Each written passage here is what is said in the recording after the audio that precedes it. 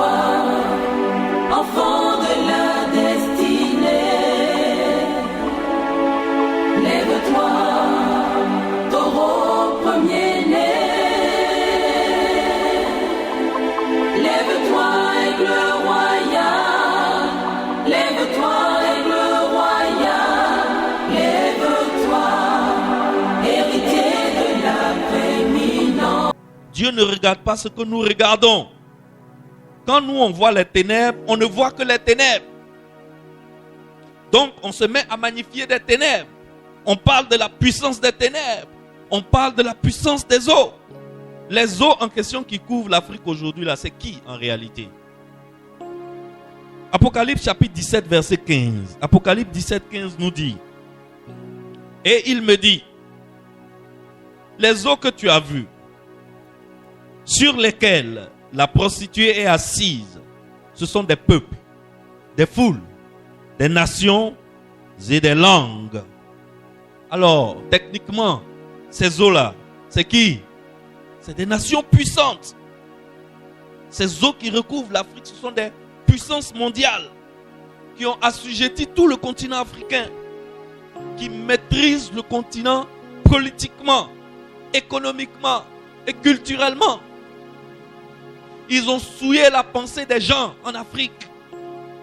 Aujourd'hui, pour demander de l'argent à ces puissances-là, à ces eaux-là qui sont assises sur l'Afrique, pour leur demander pour qu'ils te prêtent de l'argent, pour qu'ils te prêtent de l'argent pour fabriquer des routes, pour fabriquer des ponts, pour construire des hôpitaux, ils te demandent d'abord de modifier ta loi pour accepter les PD et les lesbiennes, pour faire des lois à l'Assemblée nationale qui favorisent la communauté LGBT.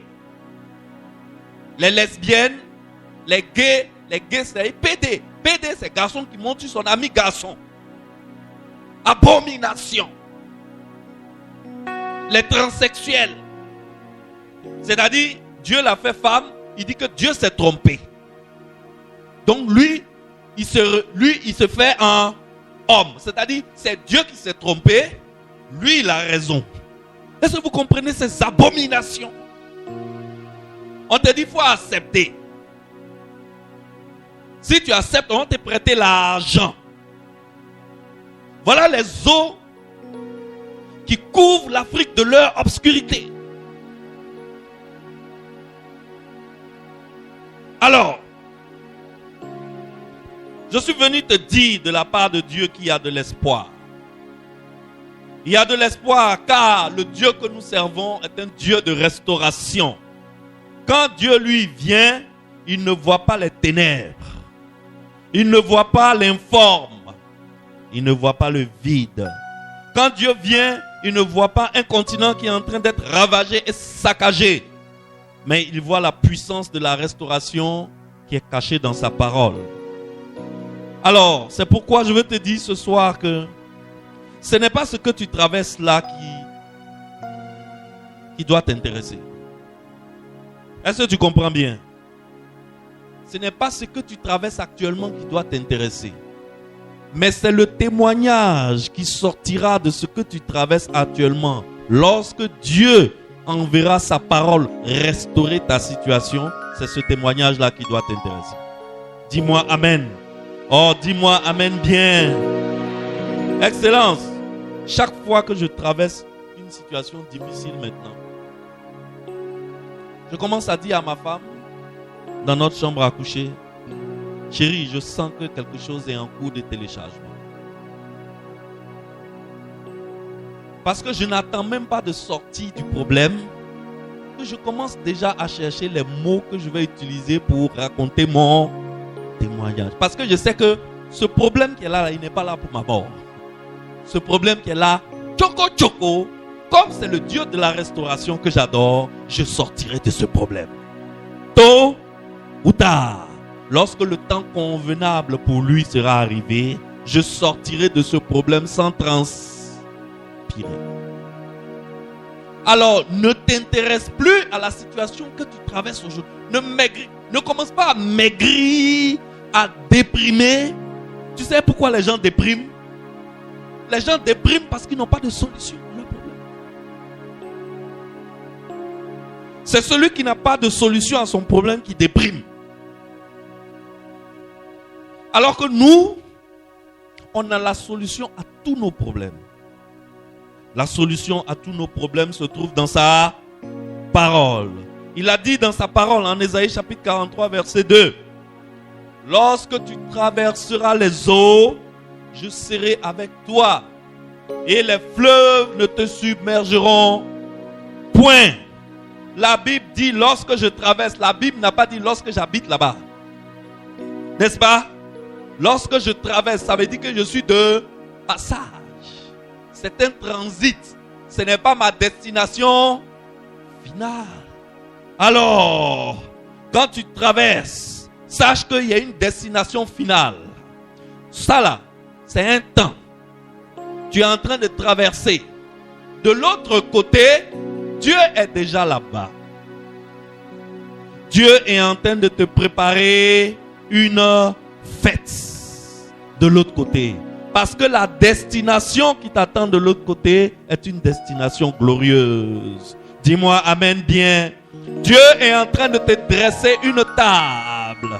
Et plus la table est grande, plus la table est longue, plus le temps pour dresser la table est long. Est-ce que quelqu'un me comprend? Est-ce que quelqu'un comprend la parole de Dieu ce soir? Excellence, Dieu est occupé à te préparer ta fête. Il est préparé à te préparer une table. Toi tu pries et toi tu dis Seigneur, tue mes ennemis. Dieu dit non, je ne vais pas les tuer.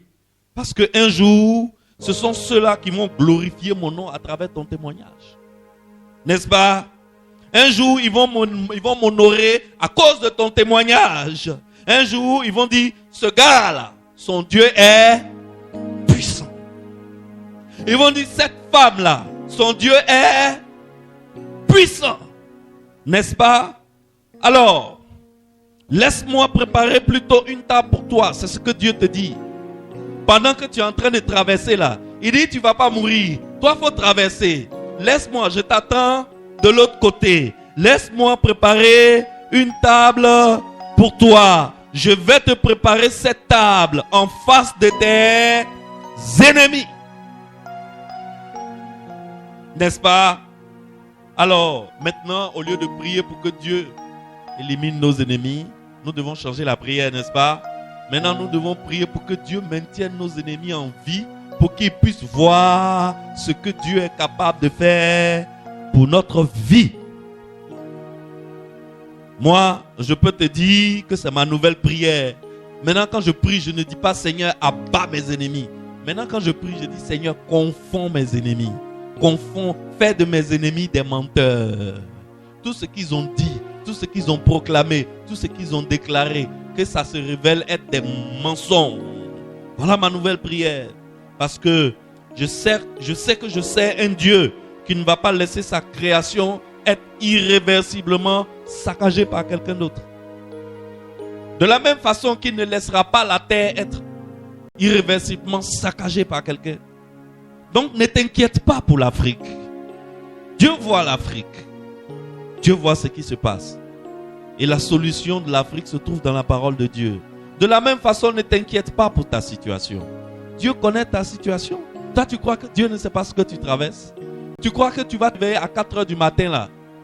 C'est pour aller réciter à Dieu la liste de tes problèmes. C'est pour cela qu'on ne se lève pas à 4 heures du matin pour réciter à Dieu la liste de ses problèmes. Quand on se réveille à 4 heures du matin, c'est pour faire quoi? C'est pour glorifier Dieu pour sa parole. Parce qu'il nous a donné sa parole. Parce que sa parole est vérité. Parce que sa parole ne se périme pas. Sa parole n'a pas de date de péremption. C'est pour ça qu'on se lève à 4 heures du matin. On ne se lève pas à 4 heures du matin pour faire à Dieu. Seigneur, toi-même, il faut voir. Regarde ça. Regarde ça. Excellence, quand tu fais ça, il tourne le dos. Quand tu as fini de faire et que tu dis, loué soit Dieu, c'est maintenant qu'il te regarde encore. Est-ce que quelqu'un me suit? Alors, lorsque Dieu regarde la terre qui était informe et vide, ravagée, submergée par les eaux, Dieu ne se plaint pas. Dieu, quand il regarde la terre, en Genèse chapitre 1, verset 2, il ne voit pas le chaos. Il voyait la restauration. Il voyait la nouvelle création qui sera produite par la puissance de sa parole. Et c'est ce que Hébreu nous dit, Hébreu 11. Hébreu 11.3. Hébreu 11.3 nous dit, c'est par la foi que nous reconnaissons que le monde a été formé par quoi? Par la parole de Dieu. En sorte que ce qu'on voit n'a pas été fait des choses visibles. N'est-ce pas? Les choses visibles que nous voyons n'ont pas été faites à partir de matière visible. Les choses visibles que nous voyons ont été faites par quelque chose d'invisible qu'on appelle la parole de Dieu. Est-ce que quelqu'un arrive à me suivre ce soir? Ce soir, il y a quelque chose qui doit changer dans ta vie. Il doit y avoir un déclic dans ta vie. Alors, Dieu a la parole. Et quand tu regardes ta situation, qu'est-ce que toi tu vois? Tu vois le chaos? Ou bien tu vois la restauration? Oh, applaudis pour elle. Elle voit la restauration. Un jour, applaudis bien. Si tu veux applaudir, applaudis bien. Applaudis bien. Oh yes. Elle voit la restauration. Je vois la restauration quand je regarde ma situation. Moi aussi, je vois la restauration. Je ne perds pas espoir. Je vois la restauration. Je sais d'où je viens. Si on dit, on va raconter le témoignage que Dieu a mis dans nos bouches. Mon épouse et moi. Si on dit, on va vous raconter.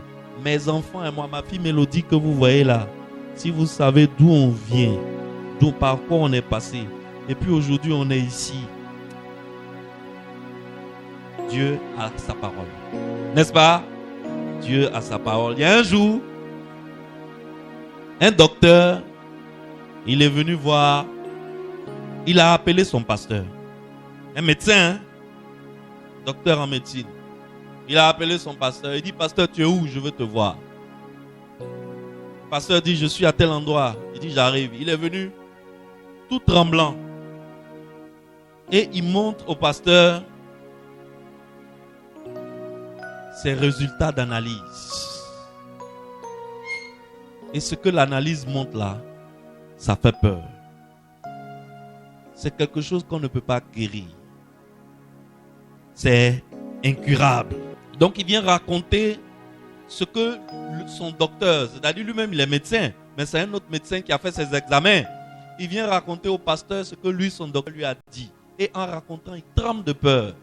Donc le pasteur lui demande, mais attends, vous aussi vous avez peur des rapports médicaux? Vous aussi vous avez peur de ça? Il dit au pasteur, nous-mêmes on a peur de ça plus que vous. Parce que nous on est plus scientifiques que vous. Donc quand on nous donne un rapport comme ça, on voit déjà les tenants et les aboutissants scientifiques. C'est impossible. On sait que c'est impossible. Alors le pasteur dit, il faut laisser ton affaire de ces médicalement impossibles. Si tu es venu jusqu'à moi, c'est parce que tu t'attends à ce que Dieu fasse quelque chose, non? Pourquoi tu n'es pas allé chez un autre ami docteur? Et puis c'est chez moi que tu es venu. Si tu es venu chez moi, c'est parce que tu t'attends à ce que Dieu fasse quelque chose. Donc, laisse tomber affaire de médicalement impossible, scientifiquement impossible. Viens, on va prier. Et ils ont prié. Et après avoir prié, le pasteur lui dit, dès demain, va reprendre tes examens. Mais le gars, c'est un scientifique. Donc, sa foi est plus dans la science que dans ce que le pasteur lui dit. N'est-ce pas? Donc, il dit au pasteur, ok, je vais reprendre les examens, mais laisse-moi prendre le traitement un peu d'abord. Le pasteur dit, c'est toi qui vois. Si moi je suis à ta place, demain j'irai faire les examens. Et puis un jour, il finit par aller refaire ses examens. Il refait ses examens. Il rappelle encore le pasteur. Pasteur, tu es où? Je dois te voir tout de suite. Le pasteur lui dit, je suis au bureau, viens. Il arrive au bureau. Il fait sortir ses documents d'analyse avec tous les thèmes scientifiques que vous connaissez là. En gologie, tologie, crocologie, tout ça là. Le pasteur lui connaît pas tout ça. Le pasteur dit, tout ça là, ça veut dire quoi? Il dit, pasteur, ça veut dire qu'il n'y a plus rien. On ne voit plus rien.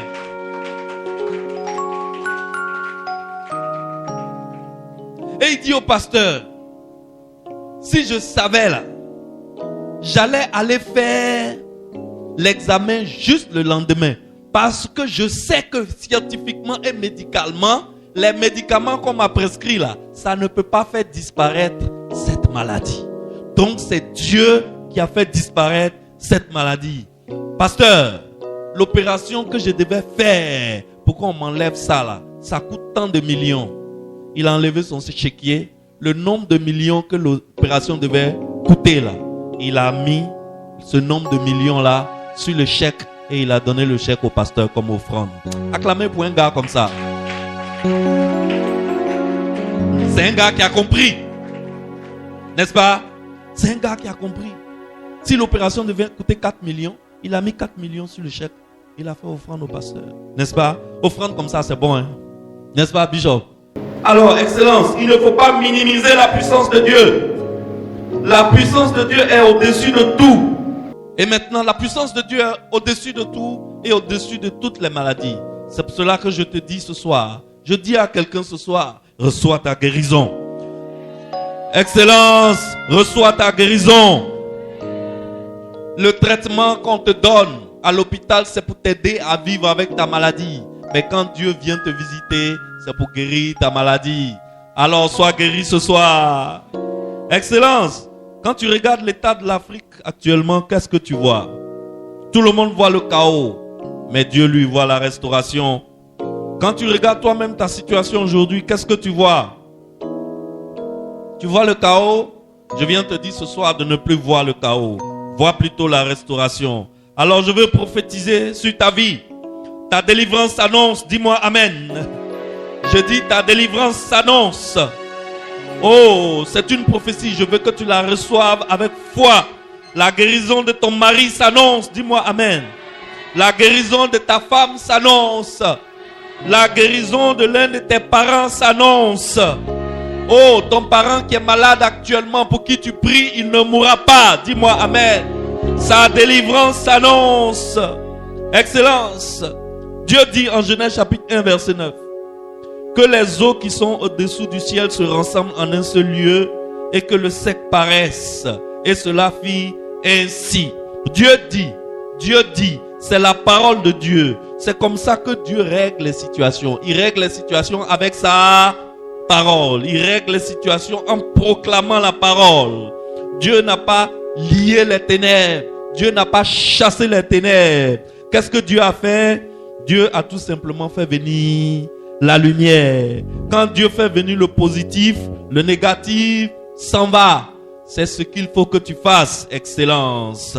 Fais venir le positif et le négatif va partir de lui-même. Si la sainteté vient dans ta vie, le péché partira de ta vie. Fais venir la lumière et le péché partira.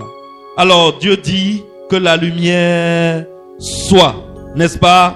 Dieu dit que la lumière soit. Excellence, je veux te dire ce soir que ta restauration est cachée dans la parole de Dieu. Lève-toi, enfant de la destinée. Lève-toi.